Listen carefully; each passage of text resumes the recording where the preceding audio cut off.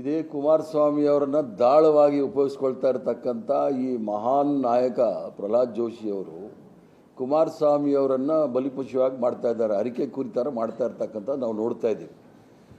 ಇಡೀ ರಾಷ್ಟ್ರದಲ್ಲಿ ಇದೇನು ಹೊಸದಲ್ಲ.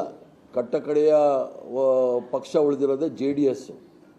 ಅಲ್ಲಿ ಶಿವಸೇನಾ, ಅಕಾಲಿದಳ, JDS, ನಿತಿನ್ ಕುಮಾರ್ ಎಲ್ಲ ಮತ್ತು TMC ಎಲ್ಲವನ್ನೂ ಸಹ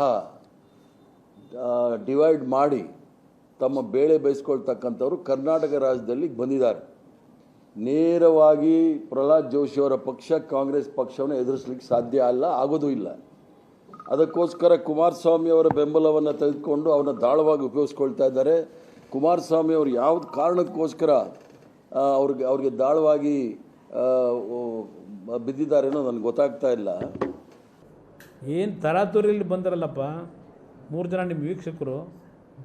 ಇಲ್ಲ ಇಲ್ಲ ಇಲ್ಲ ನಾವೆಲ್ಲ ಲೆಕ್ಕಾಚಾರ ಮಾಡಿಬಿಟ್ಟಿದ್ದೀವಿ, ದಯವಿಟ್ಟು ನೀವು ನಮ್ಮ ಜೊತೆ ಕೈ ಜೋಡಿಸ್ಬೇಕು, ಸೆಕ್ಯುಲರ್ ಉಳಿಸ್ಬೇಕು ಅಂತೇಳಿ ದೇವೇಗೌಡರ ಹೋಗಿ ನಮ್ಮನ್ನು ಯಾವ ಥರ ಟ್ರೀಟ್ ಮಾಡಿದ್ರಿ BK ಹರಿಪ್ರಸಾದ್ ಅವರೇ?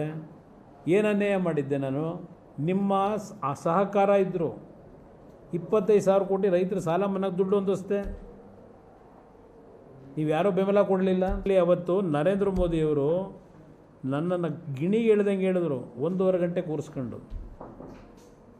ನೀ ಇಷ್ಟೆಲ್ಲ ಒಳ್ಳೆ ಕೆಲಸ ಮಾಡಿ ನಿನಗೇನು ಹೆಸರು ಸಿಗ್ತಾ ಇಲ್ಲ, ರಿಸೈನ್ ಮಾಡಿ ಬಾ, ನಾಳೆ ಬೆಳಗ್ಗೆ ಓದ್ತಗ, ನಿನ್ನಿಂದ ಒಳ್ಳೆ ಕೆಲಸ ಮಾಡಿಸ್ತೀನಿ, ಕರ್ನಾಟಕದ ಜನತೆಗೆ ಒಳ್ಳೆ ಕಾರ್ಯಕ್ರಮ ತರುವೆ, ಬಾ ನನ್ನ ಜೊತೆಲಿ ಅಂತ ಕರೆದ್ರು. ನಾನು ಹೋಗಲಿಲ್ಲ.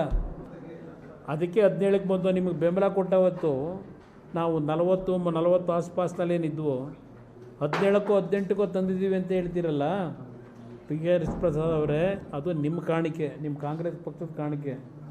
ಪಾಪ ಹೇಳ್ತಾರೆ ಮುಖ್ಯಮಂತ್ರಿಗಳು, JDS ಎಲ್ಲಿರ್ತದೆ ಅಲ್ಲಿರೋದು ಎಲ್ಲರನ್ನ ನಾನು ಗುಡಿ ಹಾಕೊಂಡು ಕರ್ಕೊಂಡು ಹೋಗ್ಬಿಡ್ತೀನಿ, JDS ಉಳಿಯೋದೇ ಇಲ್ಲ ಅಂತೇಳಿ ನಮ್ಮವ್ರನ್ನ ಕರೆಸಿ ಮಾತಾಡೋದು ಗೊತ್ತು. ನಮಗೂ ಸ್ವಲ್ಪ ಅರ್ಥ ಆಗಿದೆ, ನಾವು ಸ್ವಲ್ಪ ತಿಳ್ಕೊಂಡಿದ್ದೀವಿ.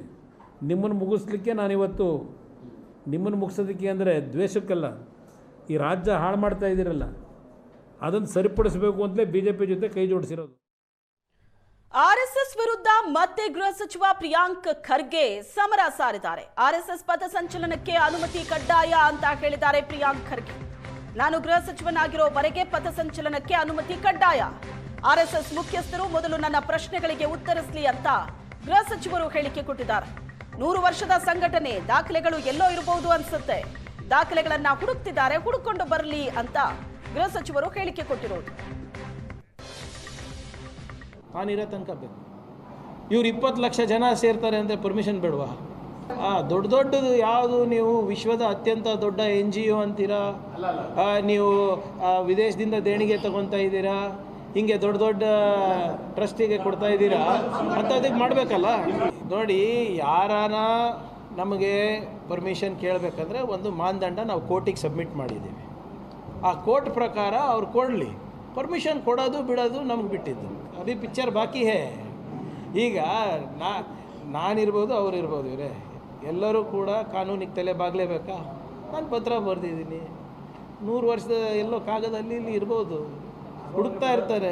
ಸಿಂಪಲ್ ಕ್ವೆಶ್ಚನ್ ಕೇಳ್ತಾ ಇದ್ದೀನಿ ಸರ್. 52 ವರ್ಷ ಯಾಕ್ರಿ ನೀವು ಬಾವುಟ ಆರಿಸಿಲ್ಲ, ಸಂವಿಧಾನ ಯಾಕೆ ಬೇಡ ಅಂದಿಲ್ಲ, ಯಾಕೆ ಒಂದೇ ಸಮಾಜದವ್ರು ಮಾತ್ರ ನಿಮ್ಮ ಸರ್ಸಂಚಾಲಕ ಆಗ್ತಾರೆ, ಯಾಕೆ ನಿಮ್ಮ ಮಹಿಳೆಯರಂದರೆ ನಿಮಗೆ ಇಷ್ಟ, ಅವರ ಸಂಘಟನೆಯಲ್ಲಿ ಪಾಲ್ಗೊಳ್ಳೋಕ್ಕಾಗೋದಿಲ್ಲ, ನೋಂದಣಿಯಲ್ಲಿದೆ, ಅಷ್ಟೇ ಕೇಳ್ತಾ ಇದ್ದೀನಿ. ಎಲ್ಲ ತೆಗಿತಾರೆ, ನಮ್ಮ ಅಣ್ಣನ ತೆಗಿತಾರೆ, ತೆಗಿತಾರೆ, ನಾನು ಯಾರಿಗೆ ಮದುವೆ ಆಗಿದ್ದೀನಿ, ಹೆಂಗಾಗಿದ್ದೀನಿ, ನನ್ನ ಮಕ್ಕಳು ಹೆಂಗಿದ್ದಾರೆ, ಪ್ರಿಯಾಂಕ್ ಬೆಳ್ಳಗನ ಕಪ್ಪಗನ, ಇವೆಲ್ಲ ಸ್ಟಾರ್ಟ್ ಆಗ್ತದೆ.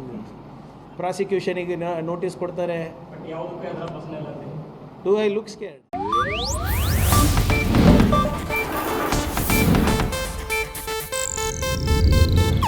ಇದು ಏಷ್ಯಾನೆಟ್ ನ್ಯೂಸ್ ನೆಟ್ವರ್ಕ್ ಪ್ರಸ್ತುತಿ.